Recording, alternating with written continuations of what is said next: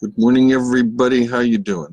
I'm really excited about today's lesson. I think I have discovered something, and I'd like to share that discovery with you.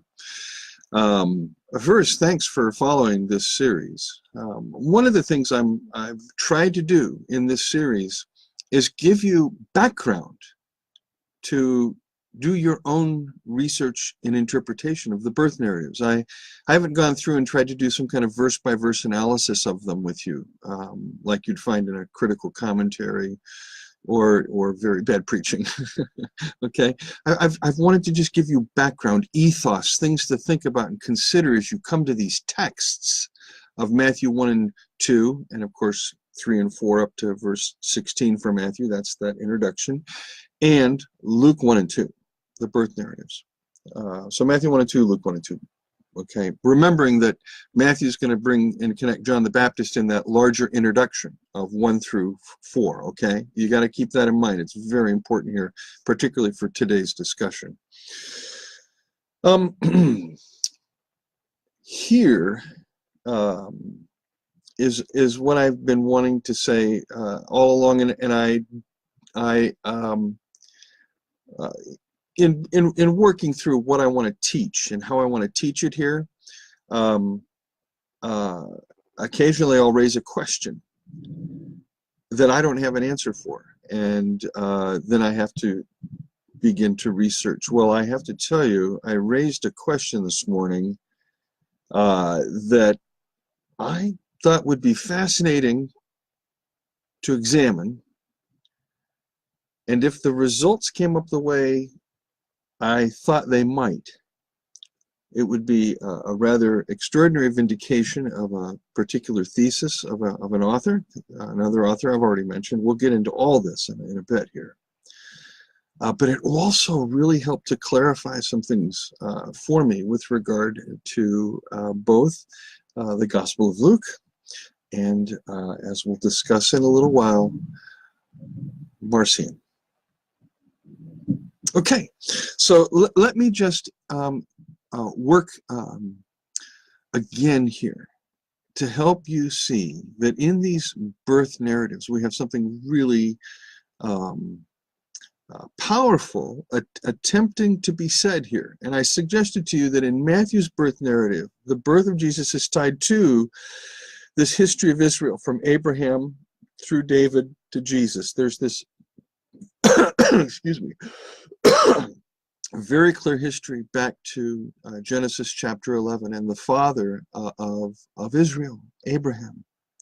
We know, of course, Paul will work the Abrahamic origins very much in the book of Romans, especially. Jesus is quite critical of those who want to trace themselves back to Abraham. And Paul can be too. There's a right way to connect back to Abraham, I guess, in the early Christians' minds. However, Matthew is limited to this salvation history of Israel, God's work in Israel's history. Luke, as we noted, takes the genealogy back to Adam, includes the myth of Genesis, brings that into the salvific process. Remembering, Matthew's gospel is bringing redemption to that second Enoch thinking. If you have that second Enoch thinking, how do you talk about redemption in that model? And that's what Matthew and Jewish Christianity are bringing. That's what they're seeking to do this way. Luke's gospel, following Paul, is going to take it back further to the whole human species. Okay? That's what you have going on with the genealogies and the difference between the two there. Luke, either as a Gentile writer or a proselyte convert, become Christian or something, it is again non-Palestinian, and thus is not writing from the perspective of those who either lived in Palestine prior to the fall of the Jerusalem and the collapse of the temple, or even afterwards. He doesn't seem to be familiar with that. He's outside of that. So he's writing globally. He's got the Mediterranean world in mind, just as Paul did. One of the nice things that both Martin Hengel and Richard Bauckham have done is helped us to see, and Richard Burridge as well in his book on the four Gospels, is they've helped us to see that the Gospel writers, when they were writing these texts, they were not writing them for a specific community. This is very important because a big part of the 20th century, particularly in redaction criticism, was that the authors were reflecting a local church's community values, and thus we could learn a lot about the local church. And there are tools you can apply to the gospel tradition that will tell you some things, but man, some of these folks, they use one tool for everything, and they're trying to screw screws and hammer nails and cut boards with a screwdriver, and they overload. You see what I'm trying to say? You want to use your tools carefully when you're examining these kinds of texts. Now, having said that, Matthew and Luke both connect Jesus back to Israel's history. Matthew does it through the genealogy, especially with regard to David. Remember the gematria, 3 times 14 generations, D-V-D, David, and the repetition of the name David at the beginning and the end of the genealogy. Remember as well, the dream narratives that Joseph has are structured identically and in a form-critical fashion with 4 parts. You'll notice they all have the same structure. This announcement, Joseph hearing it, his arising, his obedience. And though that follows the pattern found in the Abrahamic dream narratives. Okay, that's the pattern of those dream narratives. So there's another connection. It's a structural connection. The writer's intentionally copying this Abrahamic dream structure as he's writing out this narrative with regard to Joseph.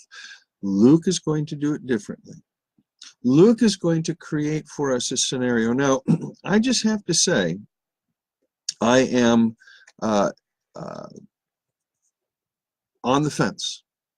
I'll just say, I am on the fence, 50-50. Has Luke used sources that reflect something historical? Is it possible that John the Baptist and Jesus are cousins, as it were? John from the tribe of Levi, Jesus from the tribe of Judah.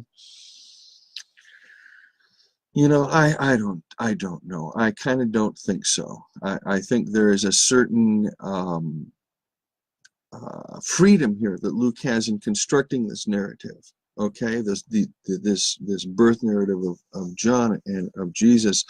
Now, we will in our next session talk about the use of the Hannah Samuel story as the model for Luke's chapter 2 birth narrative. We'll talk about this. It's an insight that Raymond Brown brought to the table many decades ago that I think is still very valuable to consider. Remembering, of course, that Eli is a priest. Now, Jesus of the tribe of Judah is not a priest. But don't forget that already during the Maccabean Revolution, the Maccabees, the Maccabean family system, had made Simon, who was not of the tribe of Levi, a high priest as well. He was king and high priest at the same time. And that was supposed to be a glorious time there. That's when everything was working and functioning well in that post-Maccabean period. Those were the glory days. The question is, you know, is Luke at least seeking to bring that into the picture? We'll leave it. I will leave the historical question out of it, but I do want to note this. In the structure of the birth narratives of John the Baptist and Jesus, there is an identifiable pattern that Joel Green, in his commentary that I recommended last week, recognizes, and I want to show you what it is. You'll notice when you go to Luke chapters 1 and 2, and you look at the way the story of John the Baptist's birth develops, it goes through 7 stages. There's the introduction of the parents, there's the annunciation, there's the mother's response, there's the birth, circumcision and naming, a prophetic response, and the growth of the child. So the introduction of the parents with regard to John is in Luke 1, 5 through 7. The Annunciation, Luke 1, 8 through 23. The mother's response, Luke 1, 24 and 25. The birth of the Baptist, 1, 57 and 58. The circumcision and naming of the Baptist, 59 to 66. The prophetic response, 67 to 79. And the growth of the child, verse 80. We see the exact same pattern with regard to Jesus, and these are interwoven. The introduction of the parents with regard to Jesus, chapter 1, verses 26 and 27. The Annunciation, chapter 1, 28 to 38. The mother's response, Mary's response, 39 to 56. The Magnificat. The birth of Jesus, 2, 1 through 20. The circumcision and naming, 2:21 to 24. The prophetic response, 2:25 to 39. Simeon, the Nuke, Benedictus, and the growth of the child, chapter 2, 40 through 52. This 7-part structure is interwoven, both Jesus and John, my friends, in Luke are seen as this parallel. There's a connection between the two. And that's because Jesus' story cannot be disconnected from the story of Israel. It can't.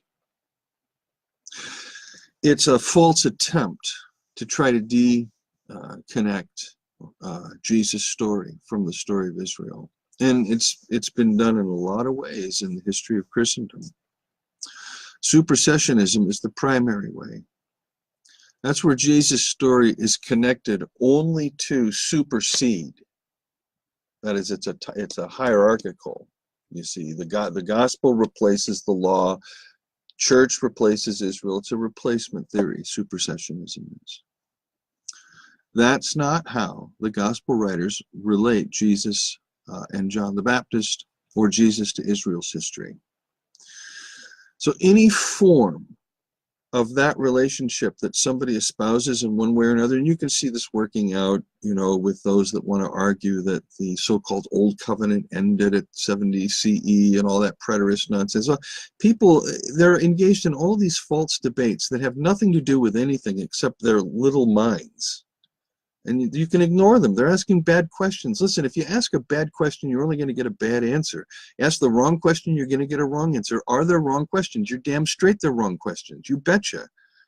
The thing we have to learn to do is how to ask the best questions. And you can ask my students that I mentor. I'm constantly asking them, is that the best question? They'll ask me, well, this text says that. What do you think about, and I'll say, is that the best question? Is the question you're asking the best question? Is the text asking that question? What is the question the text is asking? We have to learn to ask good questions, and we don't. We just think any question that pops in our mind is a good question. Oh, the Bible says, I wonder, boom, boom, boom. I want to show you what is, for me, kind of a problematic now that gets established, and that's this. If we separate Jesus out from the history of Israel, if he's not connected in, as Matthew does with those fulfillment citations, or as Luke does by weaving these narratives together, then Jesus becomes docetic. What do I mean by that? I mean he becomes a phantom. He's not fully human. He's just divine. And this was what Marcion did. Marcion, in his Gospel of Luke, excises the birth narrative. Marcion's Gospel of Luke begins with chapter 3 with the reference to Tiberius Caesar in the year of this and that, when this and that happened, yada yada. The Baptist is entirely gone from Marcion's narrative of the Gospel of Luke, except where Jesus compares himself to the Baptist and says anyone in the kingdom is greater than the Baptist. That saying is kept in. Other than that, bam, Baptist is out. There's no relationship of Jesus to John the Baptist in Marcion's Gospel, as there is in every one of the 4 canonical Gospels, but again, not in Paul. who was not a disciple of the Baptist. Now, what you have with the Gospel of Luke is Marcion's attempt to radically Paulinize, Paulinize, to make it even more Pauline. That's what Marcion is doing with the Gospel of Luke. And one of the interesting things about Marcion studies in the last 20 years, and there are 20, 30 excellent books out that you can read on Marcion now. One of the great things is that the actual gospel text and the letters of Paul, as Marcion would have edited them, have been reconstructed. There are several different writers that do this. Today, I'm going to be using Jason Badun's particular reconstruction. Dieter Roth also has a reconstruction of the epistles. And you can get into all that if you want, but we'll just use Badun's today. Now, first, this is important. The Epistle to the Galatians heads Marcion's scriptural canon. Galatians is first. And to substantiate Doug Campbell's thesis, Ephesians is called to the Laodiceans in Marcion's canon.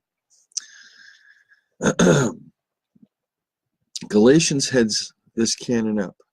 Now, do you remember in chapter 4 when Paul says, at the right time, God sent his son, born of a woman, born under Torah? Remember that phrasing in chapter 4 of Galatians? Marcion absolutely eliminates that. I'm looking for chapter 4 here. Don't have enough light is the problem. There's chapter 3. And I can't seem to find the beginning of the here we go. Here's how Marcion reads, has, or at least Badun's reconstruction of the text has with regard to that. But when the completion of the time arrived, God sent forth his child so that he might purchase those under law, so that we might receive adoption. No reference to Jesus being born of a woman or being born under the law. Why? Because in Marcion's worldview, there were two gods. There was the demiurge, and that's the creator God, the God that makes the material world. And remember, in a dualistic system, in a Gnostic paradigm, spirit is good, matter is evil. The material is either evil or it's of no consequence. Doesn't matter. That's a Gnostic system.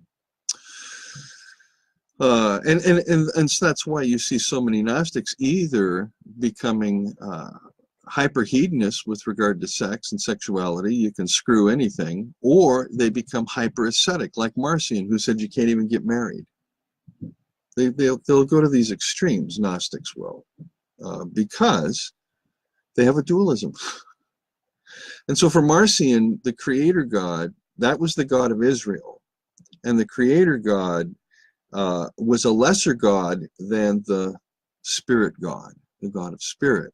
And it was the spirit God that sent Jesus into our world, but Jesus was not human, he appeared human. This is docetism, he appeared human.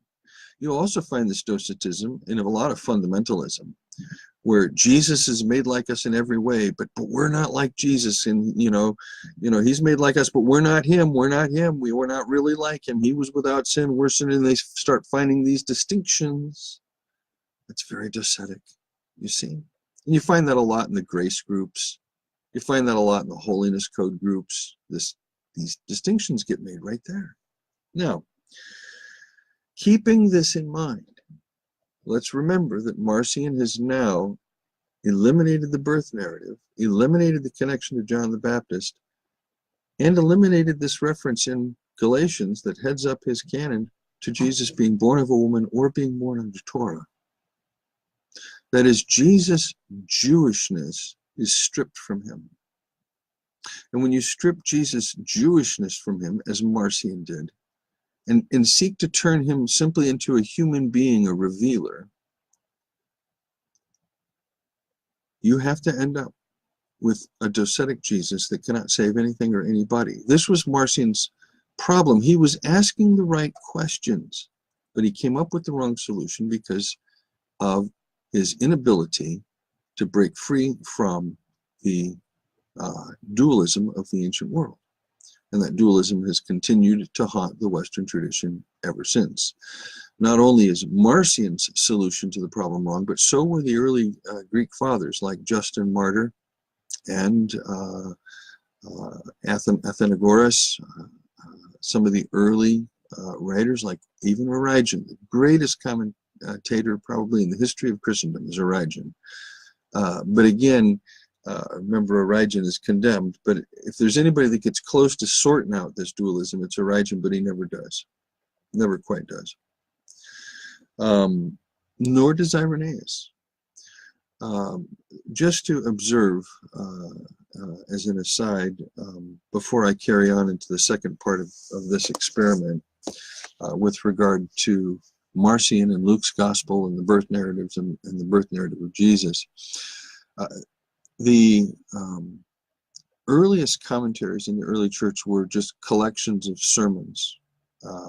And we don't really have any series of sermons in the early church until Origen in the late 2nd, early 3rd century, around the year 200 and beyond.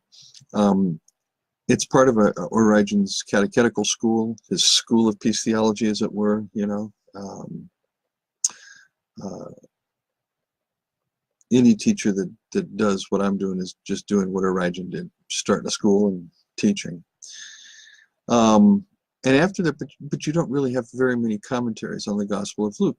Very, I mean, I searched, and other than Origen, I had to wait until the 5th century with St. Cyril of Alexandria, who was not a nice guy.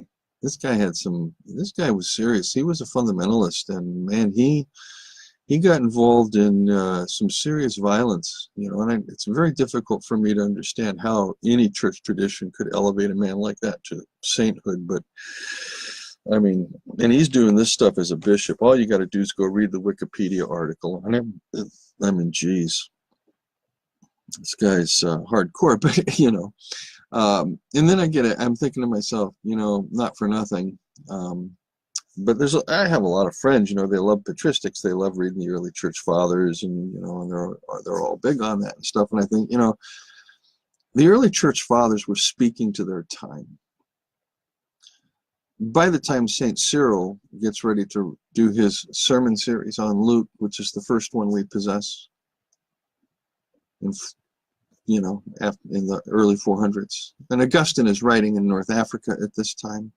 Just so you know, Cyril's in Alexandria on the other side of Africa over in Egypt. But Augustine's writing in North Africa, East and West, Latin and Greek. They don't really read or speak much with each other. The Greek churches, Constantinople, Antioch, and Alexandria, are all having their battles, and the Western churches are having their issues, particularly with the sack of Rome in 410. So when Cyril gets to Luke's Gospel, this is from the Syriac translation. This is a much older translation, but when he gets to Luke, I want to read you how he interprets. Well, let me go back. We'll read a little bit here.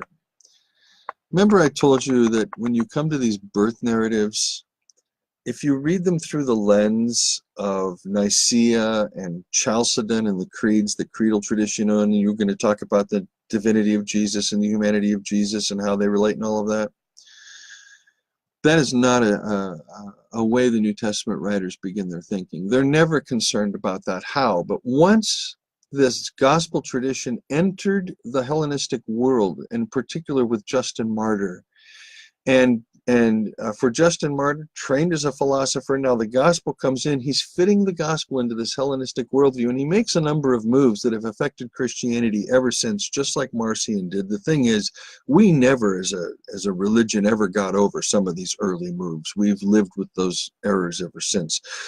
But with the early tradition of bringing the gospel into Hellenistic philosophy, now it becomes a question of, well, you know, in light of the gospel, how do we answer these questions? How did Jesus become human? How does the divine become human? How does spiritual become matter? How do we begin relating all of this? How do we break the dualism down? How do we do that? That's all they're really trying to do, but they never succeed, not even with Chalcedon, because the dualism remains intact.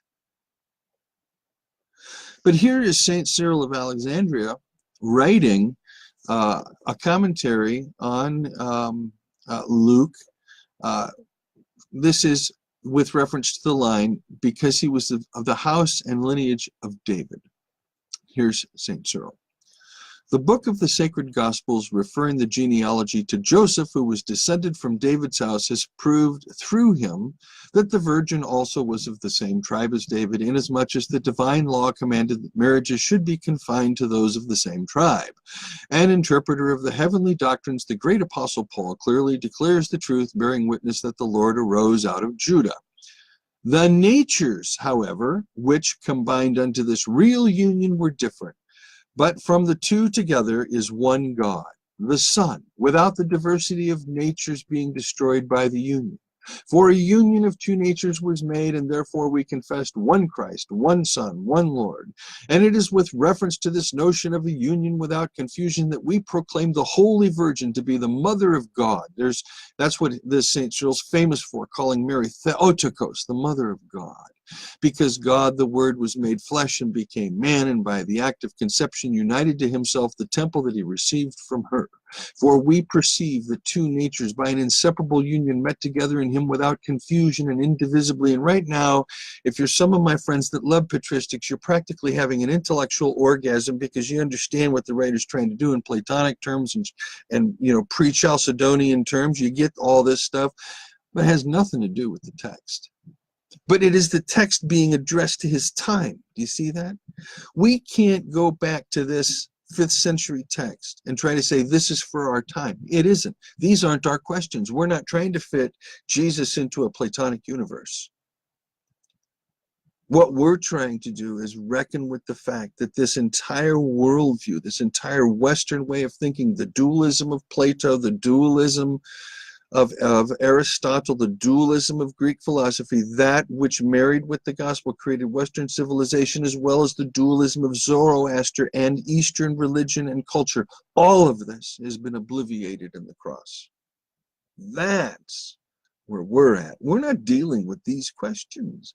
And so it's silly to go to these early patristic fathers and go, oh, let's go for some inspiration about the text. No, you can find, you know, good theology being done, but it's being done in the context of its time. Now, here's where I know some of you Protestants are just going to absolutely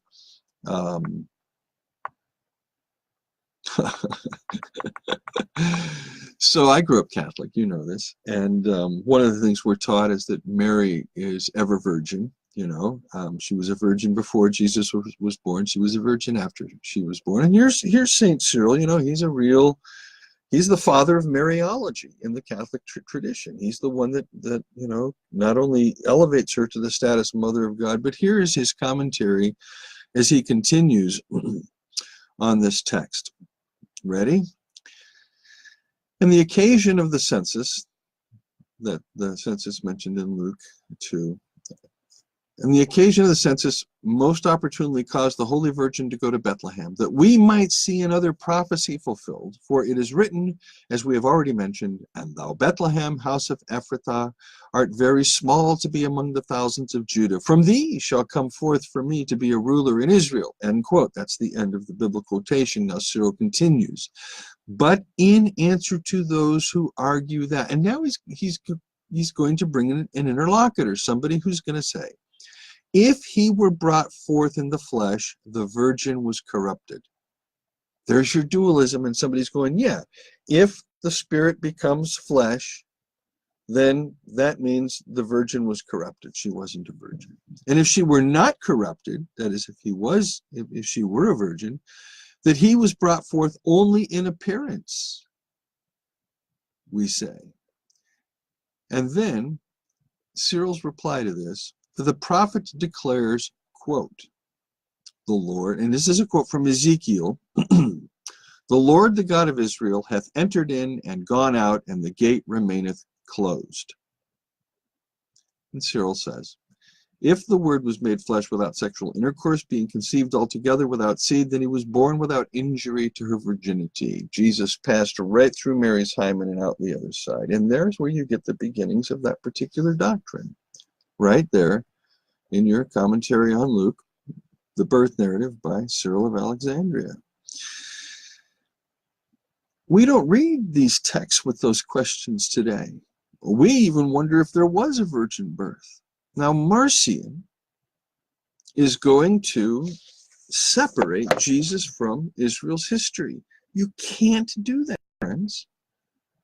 It's not only anti-Semitic and anti-Judaic, it's just bad theology because there's only one God. There is not a dualism between matter and spirit.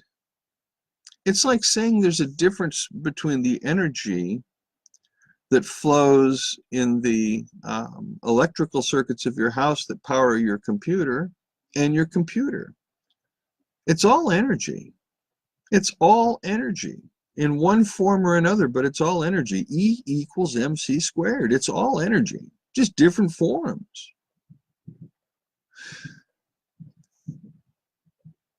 To disconnect Jesus from Israel's history is to turn Jesus into some universal figure, apart from the type of figuration that Jesus himself will do with regard to the way he wants to be understood as a figure within Israel's history. And that primarily is going to be as Hohuios to Anthropu, Baranashah, Ben Adam, the Son of Man, the true human, the human being. All of these, I mean, it's a incredibly difficult phrase to try and capture in any language. Now here's what I did. You'll recall yesterday I shared with you the thesis that I've been working with for about a decade now, I would imagine, that Luke used a text called the Hebrew Gospel. And that was, again, from this book, The Hebrew Gospel, The Development of the Synoptic Tradition. James R. Edwards, he published this in 2009, because that's the year I first read it. I remember I got it when it came out. And I was stunned. The work was excellent. I've done enough work in Jewish Christianity and other types of studies related to this to go, there is real merit in this thesis. And as I began using it in my own work, subsequently upon that, I realized that, in fact, there's probably very good reason to believe that Luke not only has Mark as a source, as Edwards and scholars will argue, but he also has the Hebrew Gospel. And the only difference is that instead of me positing a Q source, I say that Luke also had Matthew. Okay, so your regular scholarship would say Luke has Mark and Q and his own special tradition. That's your general scholarship. The more nuanced here, Luke has the Hebrew Gospel and Mark and the double tradition, whether or not you want to call it Q. And my argument is no, Luke has the Hebrew Gospel, the Gospel of Mark, and the Gospel of Matthew. And that's why he says many have undertaken to write. He's got 3 accounts before him, as he's now going to be putting these together in an orderly manner. That's my argument. Now, here's the fascinating thing. You'll remember yesterday, I showed you that in the appendix that Edwards had gone, and let's see if I can do this properly so you can read it. I don't know how to do the camera. He was showing the Semitisms in the Gospel of Luke. Remember those phrases in Greek that really sound like a Semitic language, Aramaic or Hebrew, like when I speak bad French or bad German, right? Okay, now, because it's German and French words, but it sounds like English, right? Now, here's the fascinating thing. So I went through, and you'll notice that, let me just, so in the birth, I'm sorry about this. I'm trying to do this so I can show it to you. The birth narratives, I just don't know where you can see this at. It looks so cloudy on my screen. You know, there's chapter 1, you know, see how dark, all the dark Semitisms that are there. And then, you know, you'll get to, like, chapter 3, you know, and here's one, there's one, here's one, there's one, you know, okay. Here's the fascinating thing. Every single time there's a significant chunk of text with anti-Semitisms that Edwards identifies as being from the Hebrew Gospel, that same text is either eliminated or extremely edited in Marcion's text, in Marcion's Gospel. With the exception of the parables, Marcion does not tend to edit those, he just leaves them whole. That's important because it suggests that Marcion understood that Luke had a Hebrew gospel before him, or that Marcion also knew the Hebrew gospel, or that Marcion is contemporary with Luke, which he is, particularly if Luke writes Acts around 120 against Marcion. And then one has to begin, and remember the Pauline pastorals, that the pastoral letters are also against Marcion. So you have, you know, Paulinism kind of fighting back against Marcion's radical Paulinism, Pauline positions. You have the writer of Luke Acts, and you have the writer of the pastorals, both in our canonical tradition, battling back against Marcion. Is it possible that Marcion, as a Christian with some stature, I mean, his churches last even into to today. There are Marcionite churches even until today. They've lasted for 2,000 years as well. They're small, but they're there. Just like the Samaritans are there. Small group, but they're there.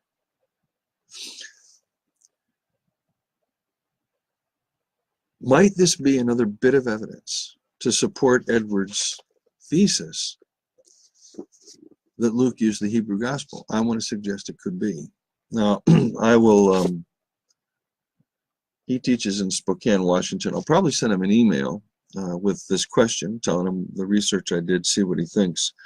But it seems to me that when we talk about Marcion dealing with the so-called angry God question, and by the way, it's not Marcion that asked the question about the angry God, that was Cerdo, his mentor. Marcion asked a question about the just God. How do you relate a just God with a God of grace? It's Cerdo that said, how do you relate an angry God to a God of grace? They're very different questions, and the early heresiologists, you know, like Tertullian and others, mix them all up. And so you can't really pay attention to a lot of what the heresiologists say about the heretics. But we are now at a place where we can see just what happens when Jesus and John the Baptist are separated in the wrong manner, or Jesus and Israel are separated in the wrong manner. And the wrong manner to separate them is the way Marcion did. There is a separation. It's already recorded in the gospel in Luke chapter 7. And it does have to do with the question of the issue of retribution, doesn't it? It's therefore all the more stunning that Marcion's gospel eliminates Luke 4:16 through 30, the story of the sermon at Nazareth, where Jesus, inciting both the Isaianic jubilary tradition of Isaiah 61 and referencing the Jewish scriptures twice with regard to Elijah and then again to Elisha, will end up critiquing the whole concept of a retributive God by arguing that God has taken Jubilee to the Romans, to the enemy other. And that Marcion missed that, I think, is sad, because had he seen it, had he seen that that's what that text was doing, he might not have gone on to make the mistakes that he made trying to frame grace and justice in terms of two gods, or make the mistake of the early church and bring them both together in one God. He would be able to show, as we can today, that we're dealing with religion and revelation. That's what we're dealing with. Not two gods, one God. And all the gods, which we could just simply call one God, small g, but all the gods combined that we humans have created with our desperate need to self-transcend. So as you're reading the birth narratives, please do keep in mind you don't want to make a Marcionite move and separate Jesus out from Israel's history, nor do you want to make a move where what you're dealing with here is a supersession of Judaism or anything else. It is a fulfillment. In both cases, Matthew and Luke's birth narratives, and if Luke's birth narrative comes from the Hebrew gospel, which it looks like it might, we then have two very early Jewish Christian, and they're both Jewish Christian, if Luke's narrative does come from this, that had the need to be able to tie Jesus and John the Baptist together. And we want to ask the larger question that the Hebrew gospel probably doesn't deal with. I don't believe Matthew's gospel deals with it adequately, and that's the separation between Jesus and John the Baptist that we do find in Luke 7 or mentioned in John 4. But what is the separation over? Separation is over ethics and eschatology. First, the deconstruction of the Enochic notion of the day of retribution and judgment. Second, the outworking of that in the life of the community, and then the outworking of the life of that in the community, going back and continuing to deconstruct any retributive categories or economies of exchange in theology. I really think that's what we see happening here. Well, I hope this has been a little helpful. It has certainly been fun for me. I'll be back tomorrow.